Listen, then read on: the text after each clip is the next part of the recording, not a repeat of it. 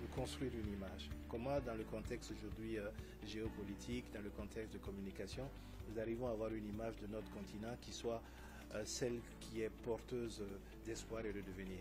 Lorsque vous regardez le continent africain, c'est le continent où il y a une capacité jeune majeure, c'est le continent où il y a les ressources qui vont construire le devenir de notre humanité.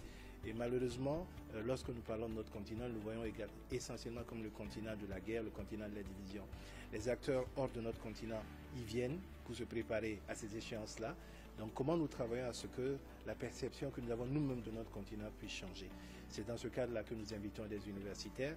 Il y a un appel donc à production intellectuelle qui est lancé. Différents universitaires africains ou hors du continent africain dans la diaspora s'intéressent à la question et ils participent à cet appel à projet-là. Ils apportent leur communication et nous échangeons dessus.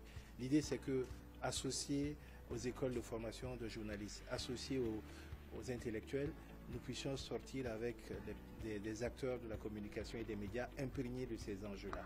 Pour nous, la Côte d'Ivoire est essentielle parce que c'est un pays frère et ami.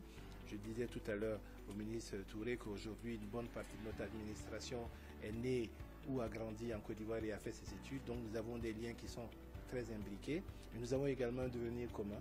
Et c'est pour ça donc que nous avons souhaité que dans le cadre de la fraternité que nous vantons et que nous mettons en pratique dans le TAC, la Côte d'Ivoire soit le premier pays à être invité d'honneur dans le cadre donc de ces UACO-là et que les penseurs, les intellectuels et ceux qui participent au débat en Côte d'Ivoire sur ces questions-là puissent également enrichir le débat au niveau africain.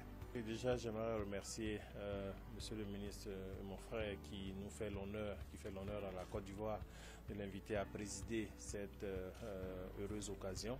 Et vous savez aussi, tout comme moi, que les opinions se construisent sur la base des informations. Et là, c'est évidemment un exercice de changement de paradigme qui permettrait aux différents journalistes, aux communicants, de sauvegarder l'essentiel, qui est celui de la bonne image à passer par rapport à leurs différents pays vis-à-vis de l'information à diffuser à l'international, mais au niveau national. Donc nous attendons, d'un point de vue national, nous allons faire la mobilisation de nos meilleurs experts, journalistes ou communicants qui pourraient contribuer fortement dans la réalisation de cette activité au niveau national. Donc bien sûr, notre département ministériel se fera fort d'être présent et représenté pour que nous puissions marquer encore une fois d'une pierre blanche la coopération et la fraternité qui unissent fort heureusement la Côte d'Ivoire et le Burkina Faso.